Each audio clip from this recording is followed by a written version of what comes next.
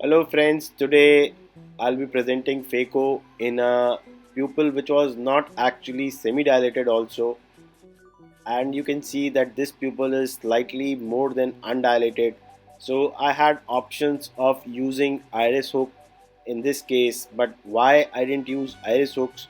Because I would be showing now. See, I'm making a side port, and after making side ports I'll be showing that this patient has iris atrophy all throughout, and you can just see in the periphery, you can see these iris atrophy is quite visible. And if you use iris hooks in such case, see, I'm showing that iris atrophy all round it is present.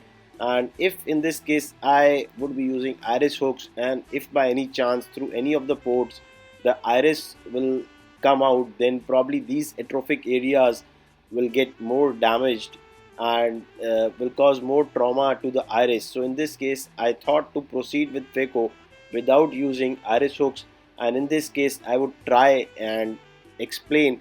I mean, what all things you should do in a case of undilated pupil so as to come out successfully. And see, the dye was injected, and I'm trying to enlarge this pupil with the help of adrenaline, but actually nothing worked, and this pupil after injecting adrenaline and visco got into a mid dilated state. Now my intention was to create a rhexis which could be quite sufficient in this case. So in this case, if you are using probably cystitome, you might not get adequate rhexis, because the idea is to do rhexis slightly more than the size of the pupil which is visible. So with this intention, I went in using my Utratas forceps, and I created a flap, and now see, I am going slightly beyond the pupillary margin, trying to create a rhexis slightly bigger than this pupillary diameter. But now see, my rhexis is almost or slightly bigger than the size of pupillary dilatation, and I was able to do rhexis in this case, which appears quite sufficient. So after completing rhexis, now one is fearful while doing the first crack and while making a trench, in case he's doing either divide and conquer or stop and chop. So in this case, I would recommend go for modified stop and chop.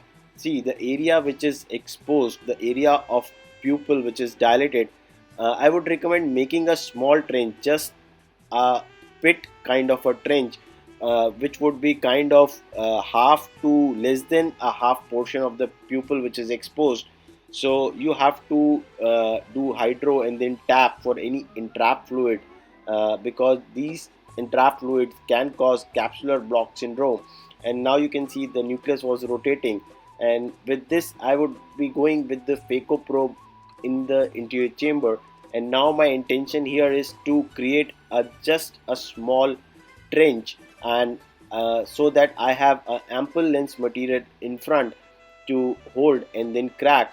And see, this trench which I am making, it's more kind of a pit, and it's very small, but the only point which I am taking care here is that the depth should be adequate. And see, the depth should be 70 to 90% of the total thickness.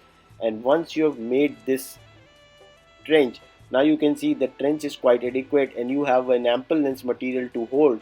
And then with your phaco probe, bury and then crack. And see, even in this undilated pupil, you can easily get a crack. You have to stay calm, be slow, and then inject visco as and when required. And then you can see that the first crack was already done.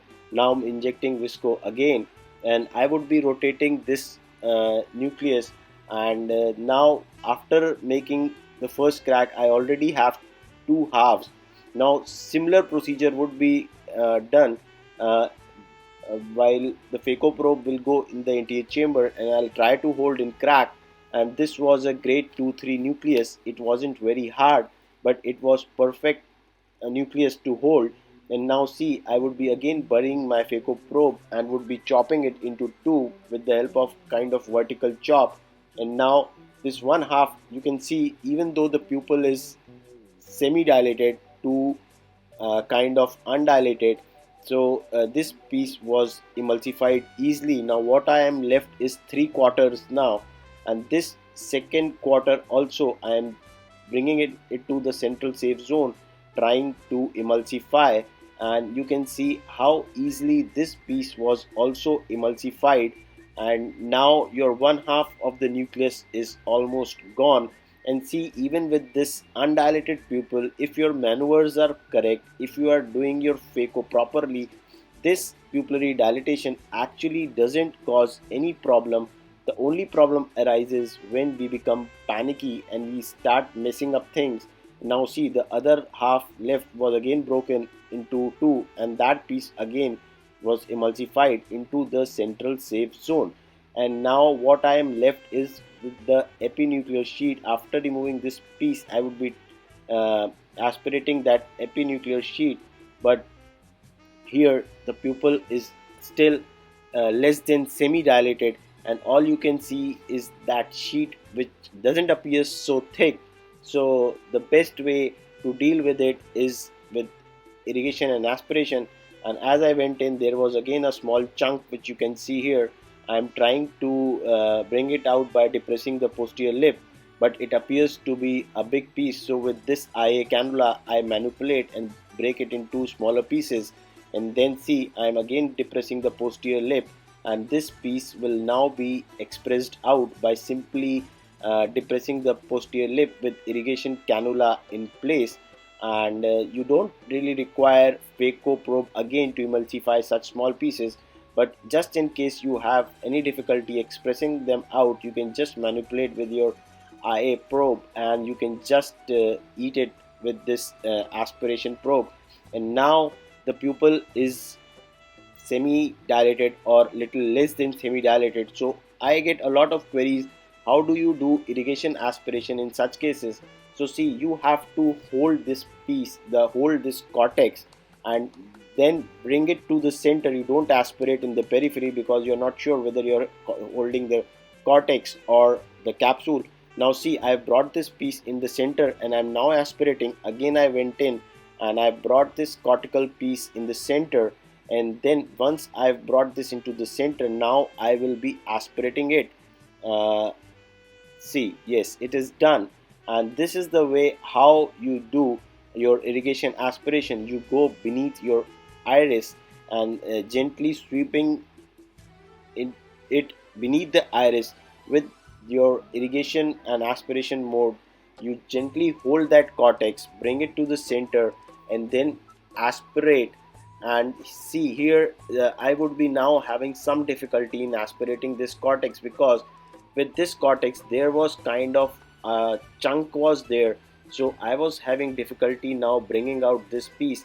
I tried to exchange my hands, tried to went beneath the pupil many times, but it took me a while to express this last piece of cortex, because it was kind of little bit thick and this was not coming easily. So with this you have to actually exchange hand, and you have to try to catch this cortex from its edges, from its free margins, because these are the places from where the cortex actually gets aspirated easily. And see, I'm injecting the visco again because this cortex, the last remnant, was not coming out so easily. So I tried exchanging hands again, and in due course of time I was able to aspirate this piece as well. And I'm going again beneath the iris. I'm trying to sweep, trying to hold this cortex, but as I told that this was a bit thicker piece, I would be showing once it is aspirated. See, I just tried to catch this free flap and try to bring it to the center, and all my maneuvers were not getting successful, and I was trying to bring it out. But at times, when you are beneath the iris, when you have that aspiration mode, at times you catch iris also, but then you have to be careful and just really see. I'm just trying to see where is that cortex actually attached, and still I could just manage to aspirate a bit of it. But now again I'm exchanging my hand, and now I would be successful, I guess. and again I am sweeping beneath the iris and see the only problem I am having here is just because it's a thick cortical piece, it's not just a thin sheet. And with this thick piece at times you can have some problem. See how thick it is not that thin sheet, and that is why I was having problems. And see, even with irrigation and aspiration cannula, you can just aspirate this easily by manipulating with your irrigation cannula. And see, the whole process of phaco was almost done with an undilated pupil, and you really didn't require iris hooks if your maneuvers are fine, and if you are slow, and if your all steps are being done properly. And at any moment of the surgery you feel that the things are not going in the right direction, probably you always have a chance to implant or use iris expanders like iris hook or B-hex ring. And now see, the IOL is being implanted under hydroimplantation, and it went beautifully in the bag.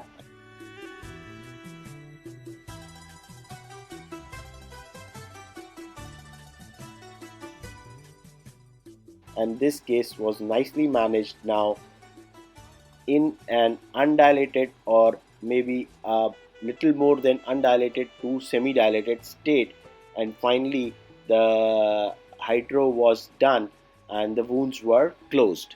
For any queries you can email me at ashishmitra14@gmail.com. Thank you for watching this video. You can subscribe me on YouTube at ashishmitra14.